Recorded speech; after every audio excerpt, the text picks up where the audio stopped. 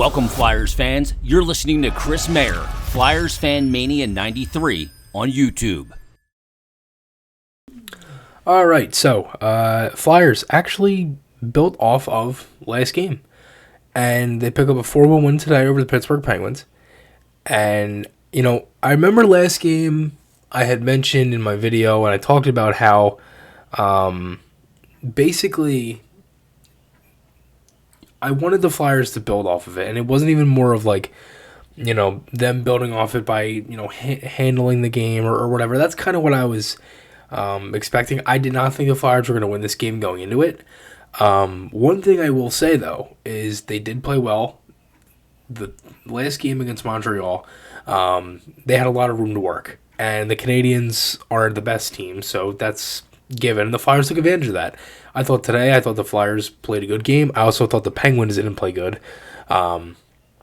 It felt like a lot of their game was the Flyers outworked them, and I think that was very obvious through majority of this game. So let's break it down. Lines and all that stuff for this one. Lawton, Hayes, Konechny, Van Riemsdyk, Farabee, Brink, Cates, Frost, Tippett, Lindblom, Thompson, McEwen, Provorov, Adard, Hogberg, Sanheim, Yandel, Zamula, and Jones was in net. So Flyers are coming in this 3-7-1 in their last 10. Pittsburgh was 4-5-1. They were 3-1-1 in their last 5 before coming into this game. And obviously still injured for the Flyers. Sealer, Atkinson, Hart, Ristolainen, York, Brown, and Connaughton. Those guys probably won't be seeing the ice. And as I said, and I mentioned this before, this is most likely the roster that you're going to have for the remaining 3 games that the Flyers have this season. Chicago tomorrow, Winnipeg Wednesday night, and then Ottawa at home on Friday. They end the miserable season we've had. But again, first period, I thought the first period there really wasn't much going on for majority of this period.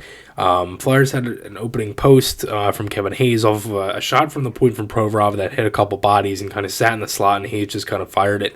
Looked like it might have deflected, hit the post. I thought the Flyers had the territorial advantage. I thought Pittsburgh couldn't really get much going. I thought the Flyers played pretty good defensively. I thought in front of Martin Jones. I thought Jones had a really solid game. Also, I thought the Flyers did a good job of not letting Pittsburgh have too many grade A chances. There were a few, but not really many. If there really was one thing that was bad about this game, it was the fact that the power play is still giving up shorthanded opportunities.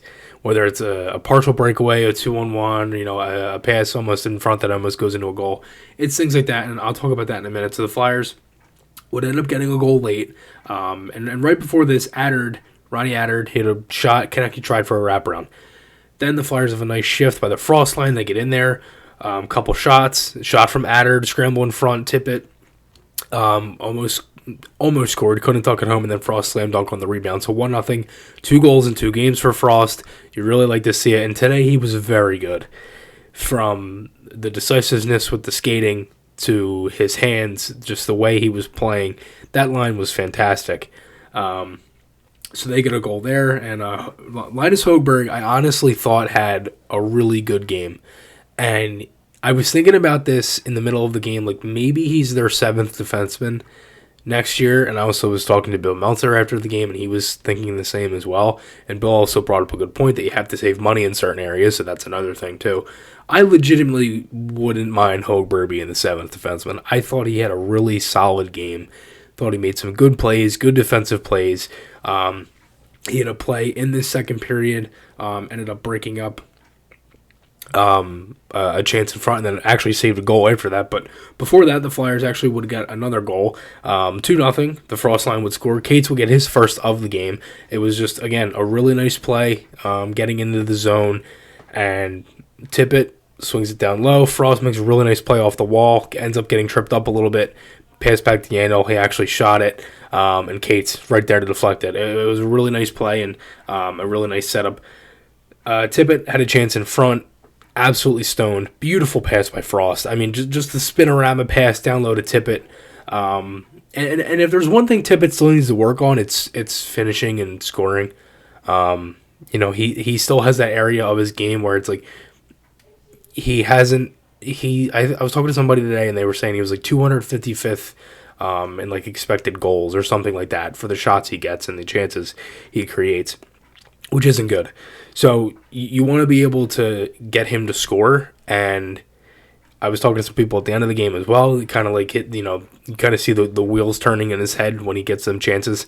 And he had a handful of breakaways in those few games against the Rangers and Columbus. I think he had like 3 breakaways.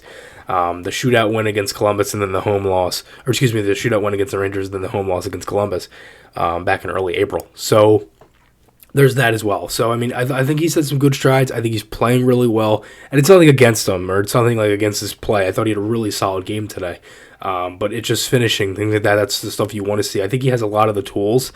It's just getting there. And I think him with Frost and then Cates, very good defensive player. I mean, he's an NHL player. Like, Cates is an NHL player. I think that's obvious. I think Cates is, out of all of the guys, actually, out of all the younger players, if you want to throw Frost and York into this mix, you don't have to, but I'm going to. Frost, York, and Cates, I see making the team next season. I think the Flyers will probably need another, third pair kind of guy, whatever. But I think today was a good showing of that, and Frost had another spin around the pass, and then. It's funny, at the end of this period, there was like a delay on like if the Penguins are going to go to the power play. Delay game. I thought the Flyers' penalty kill was actually pretty good in this game. Like, there really weren't many bad things in this game. It was just the fact when the Flyers were on the power play, they kept giving up shorthanded chances. And that's the one thing that needs to end going into next season. The Penguins didn't score there. Ronnie Attard ended up saving a goal off of a Raquel shot right in the slot. The Flyers had a 3-on-1 the one way. Couldn't really get anything crazy out of that. It was a shot by Farabee, and Hayes ended up flipping it to try to get it over to Ming because it kind of sat behind him a little bit. But the second period would end, Flyers will be up 2-0. They had that run over power play like I just talked about, and they couldn't really get much going there. They had a chance in front from Hayes, but that was it. The Flyers got another power play. That line, Cates drew a penalty. Frost tried for Provorov at the point, was deflected away, and then Cates would score off of a good play, and they moved JVR out of that. They put Cates there, and he scores. And it's things like that are good to see because, again, the power play, that was their first power play goal since March 29th, and that was Morgan Frost who scored the last one against Minnesota Wild. That's their 28th of the year. And if you were to right now go and look at the Flyers power play, I remember the last game we talked, the Flyers were, I believe, 27 goals on 227 opportunities. That is now 28 goals on 225 opportunities. So they had 3 power plays today. They scored 1. That goes up. If you do the math, that adds up. I mean, the Flyers, overall, just like offensively, they had a good game, and 43 shots on net. Konechny had a breakaway after that goal, ended up getting stoned 5-hole. Penguins would pull the goalie with 4:48 left. Crosby would score to make it 3-1. Just a kind of scramble in front. Really wasn't much Jones could do. Puck just kind of deflected to him off the Malkin slapper, and then Konechny would score the empty netter. I mean, like, today's game was driven by the Cates Frost Tippett line. That's 100%. I personally thought that the Lawton Hayes Konechny line, it felt like everything they were doing through the neutral zone and the defensive zone was fine. But once they got to the blue line, they couldn't generate a play or anything. They had some plays going to the net, but it felt like it was either broken up or something had either happened where it just ended up fluttering out and they couldn't get it to the net. I thought the Farabee, Van Riemsdyk, Brink line was okay. They had their moments, but I personally didn't like Bobby Brink's game today. I think it was pretty obvious he was getting thrown off the puck a good amount.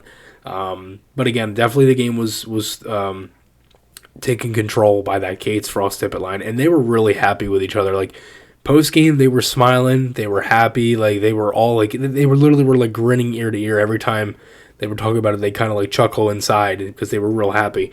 So again, it was a great showing today of the younger guys, and again, the Flyers were able to build off of that. Going into next year, I mean, if there's 3 games left. If there's anything you want, it's like you want them to kind of build.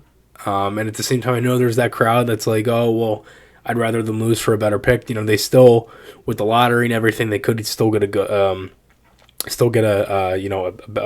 better pick. by being the fourth worst team. So we'll see. I mean, crazier things have happened. I mean, everybody knows when Patrick was taken by the Flyers, we jumped from 13 to 2. So, at that point, it was crazy. And now there's different rules with the lottery as well. You can't move up more than 10 spots and things like that. So that stuff really can't happen anymore, but you get my point. There still is room to still get a good player. So it's not like I'm too worried about that. I'd rather try to, get little bits and pieces of finding an identity than getting a better draft pick. That's just me, though. Let me know your guys' thoughts below. Remember, guys, Garrett Cook Construction and SeatGeek, you can check them out below. Thank you guys for watching, and I will talk to you all again soon.